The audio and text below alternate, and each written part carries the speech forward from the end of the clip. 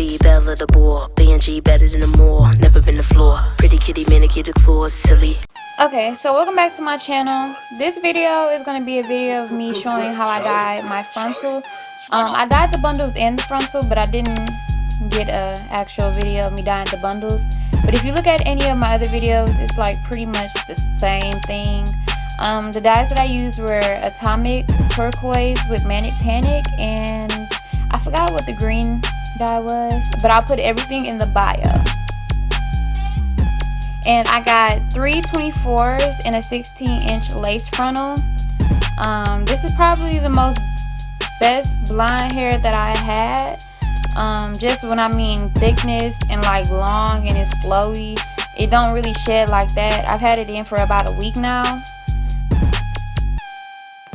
So like I said, it's pretty much the same thing as my other videos. I'm not going to talk too much because like I said, it's kind of self-explanatory.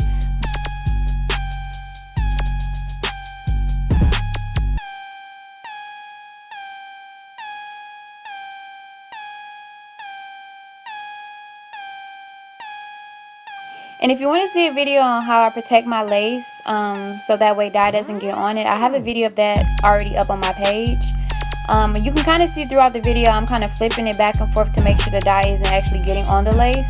Because this time I did the same method, but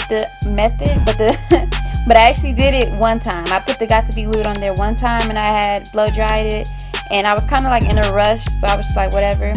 So at the end, it was a little bit of dye on the lace. I'll flip it over, you can see it. But I didn't, and this is kind of helpful for everybody in case like you didn't see my video on how to protect the lace. If you actually do get dye on the lace, after you're finished, I would say bleach the knots after you dye your lace frontal. And that's if you protect the lace or if you don't. Because if you bleach the knots on your lace frontal, the dye will kind of get off because of the bleach. So that it was a little bit of dye on there afterwards, after I did it one time instead of two like I was supposed to do, but I was in a rush.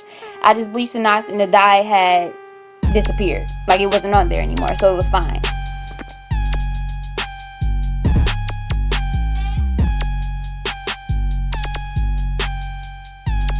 Yeah, but like I said, just doing the same thing, making sure you get each strand. I did have to, like, after I dyed it and let it sit overnight, wash it out, I did miss a few strands because I was in a real rush.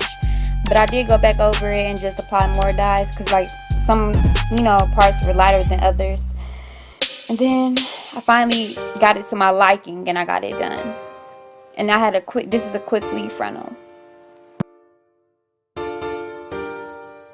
It's very rare that you find actual good 613 hair on AliExpress, because 613, and I did learn that it's the whole thing, but I did learn that actual 613 hair you should buy that straight. I never buy it straight, I buy it body wave, but you should buy it straight because clearly they have to do something to make it that type of wave, because natural blonde hair isn't the type of wave that they have.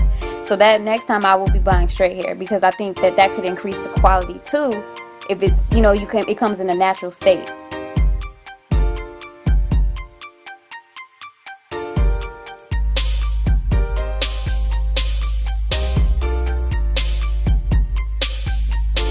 And just like any other time, I applied it, I put it in a plastic bag, I let it sit overnight, and I washed it out with warm water. Never wash it out with hot, and I would say never shampoo it either. Well, unless you didn't shampoo it the first time. I usually just, because when I do this and I put the dye into the bowls and stuff, I always put conditioner and I dilute it. So it's kind of like a 2-in-1. You're dyeing the hair, but you're also conditioning at the same time. So I would say shampoo it first when you first get the hair out of the package, then you condition it. You kind of do a 2-in-1.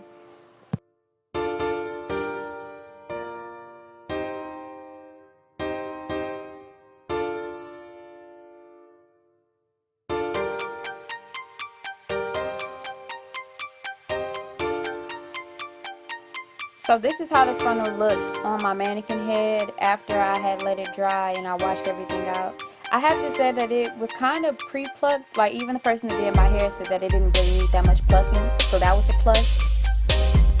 If you like this video, just like, comment, subscribe. Thanks for watching.